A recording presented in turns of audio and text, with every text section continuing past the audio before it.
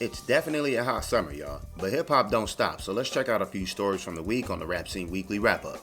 Eric Holder, the whack-ass who shot and killed Nipsey Hussle in front of his Marathon clothing store over 3 years ago, has been found guilty of first-degree murder for the crime that shocked the West Coast. The case was obviously a wash, but friends, family, fans, and supporters have patiently waited to hear this verdict. There was just too much video evidence to dispute that Holder was the gunman, and his defense mainly focused on trying to get the charge reduced to voluntary manslaughter. He also faced 2 counts of attempted murder for shooting 2 others at the scene, which ultimately have been reduced to voluntary manslaughter. Holder didn't seem to show much in the way of remorse during the entire trial, as many took the stand to recount the fateful day.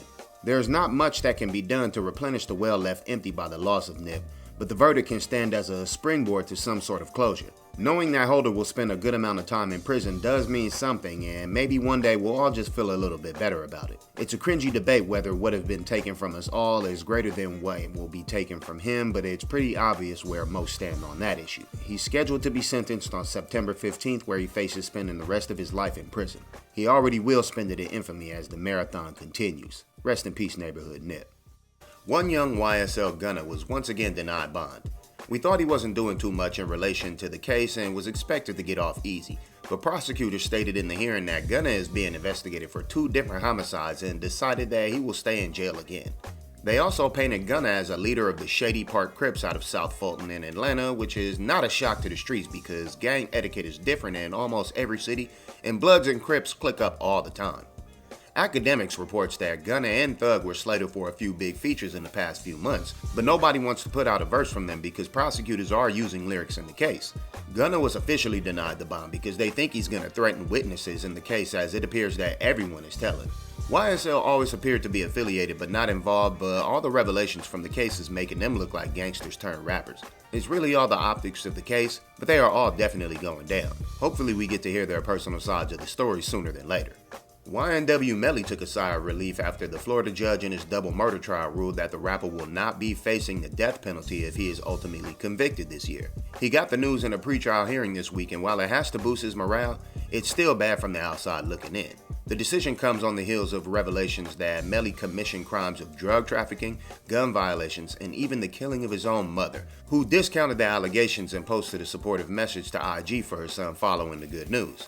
Melly and another YNW are accused of murder in the first degree of 2 other YNWs. That's like one of the coldest games possible, and if convicted, they're both going to spend most of the rest of their lives, if not all of it, locked away from actual society. Shaking my damn head.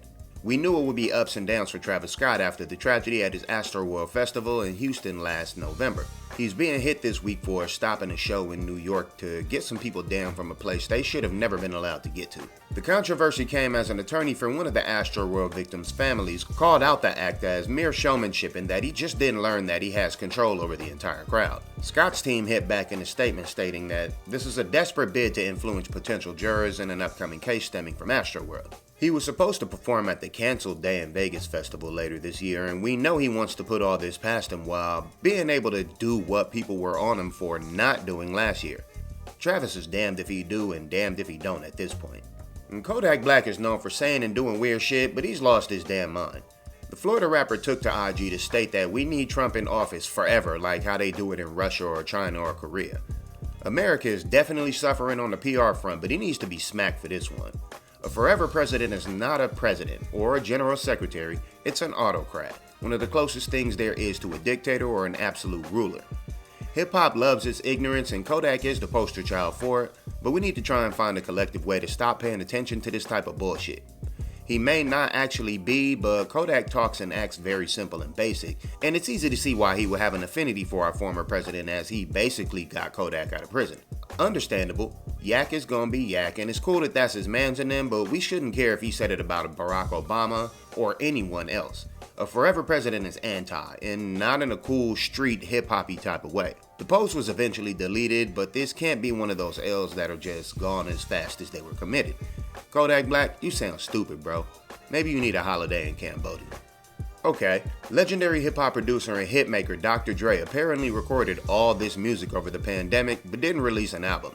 Dre made the revelation on IG during a conversation with Busta Rhymes that he recorded at least 247 songs during the pandemic.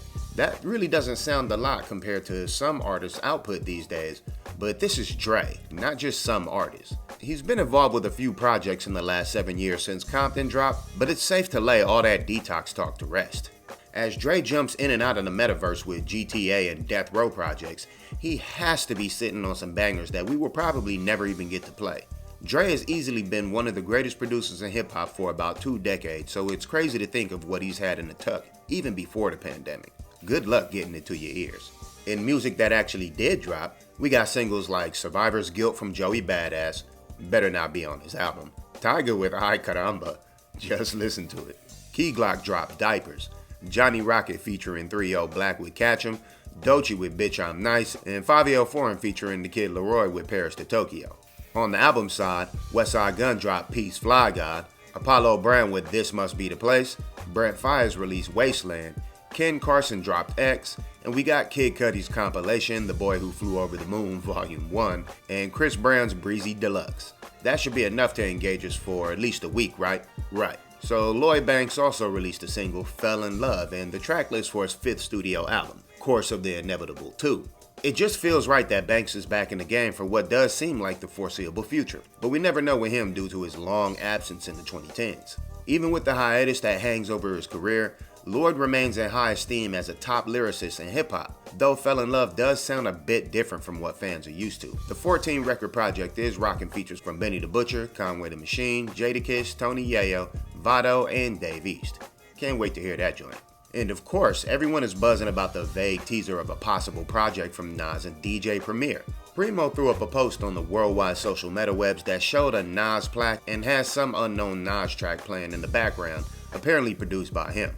He confirmed to Where's My 40 Acres that he will be producing an entire Nas album, and hip hop said, it's about damn time. The last time the two collabed was on the Hit Boy produced Wave Gods featuring A$AP Rocky, but the two have a long history of making some of the most revered records in hip hop, and really, it's about damn time that these two get together for the real thing, rather than a one-off record. We're all waiting to hear this shit. Ye, formerly known as Kanye West, is constantly coming up with new and creative endeavors. He has been consistent in his claim that all he needed was the launch pad for his ideas to let loose his genius. He's now teased that he's working on a design for the Donda Foam vehicle. Yes, a car made out of foam. No concrete details have been released because, of course, they would only lead to more questions, and Ye ain't got time for that. While many state that the Donda Corporation may lack the capacity to manufacture cars and debate what car maker will partner with Ye following the initial Yeezy business models, it's honestly just dope to see an example of how people in hip-hop can think bigger than what we're used to. This is definitely not the man who went to Jacob with 25,000 before he had a house, and this story is a testament to how far the culture can go and what it can really be. Love to see it, Ye. Donald Glover, formerly known as Childish Gambino, has dropped his New Balance footwear collab. The New Balance RC30 appreciates the classic silhouette while updating it for a new age. The shoe is overall straight, except for the sole that looks like some damn Steve Maddens for the sporty male. It pretty much works though, and of course we love to see the Atlanta creator keep his humble bag going with more and more ventures. In classic Donald Glover creative style, he announced the fashion drop with a 3-minute animated short on IG featuring the new kicks, and fans wondered why they didn't see Earn rocking them at any point during this season of his hit FX show. There's always a method to his madness though, so nobody cares as long as he stays dope. Just another good look from him. Shout out to Donald Glover. The rap scene wants to say happy birthday to the people in the culture that have celebrated this week, including the Bar God Cassidy, the pioneering DJ Jazzy Jeff, the Outlaws Edie Amin, 50 Cent, Joel Ortiz, Inspector Deck, Rhymefest, RZA, Royce the 5'9", Post Malone, Fredo Santana, Trader Truth, Comethazine, and rest in peace to Mac Dre and Capital Steez. And a huge shout out and congratulations to Big Sean and Jhené Aiko on their pregnancy. The two have been an item for some time now, and they recently stepped out sporting a nice looking bump. They've been making music together for longer than we've known that they were a couple, and now it seems they hit the studio for the ultimate collab in life. The industry and fans alike are cheering the news, and we all know this is going to be one talented and rich ass baby. We recently congratulated Riri and A$AP, and everyone wants to know now who's the next hip-hop / R&B couple to bring a baby to the culture and can help fortify a much-needed new love movement in the culture, because we're definitely sick of killing and drilling. Much love and good luck to Big Sean and Jhené Aiko as they step into parenthood. We appreciate all the feedback we get from the website, and we got some things in the works to show that we fucks with y'all like y'all fucks with us. As always, thumb up the video, subscribe and rock the bells, check the socials and the website, and let's keep it moving. Positive energy activates constant elevation.